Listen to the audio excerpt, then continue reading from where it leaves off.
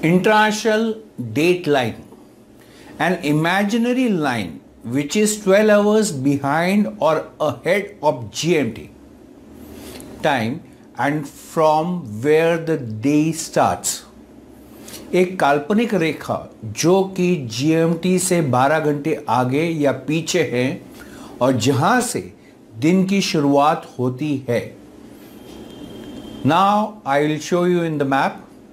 अब मैं आपको इसका मैप में दिखाता हूं. Now this is world map.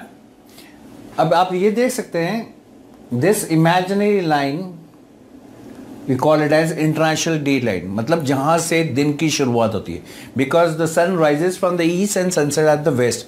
ये आपका ईस्ट है और ये आपका वेस्ट है. सन यहाँ से उदय होता है और यहाँ सनसेट होता है. और this is the international date line.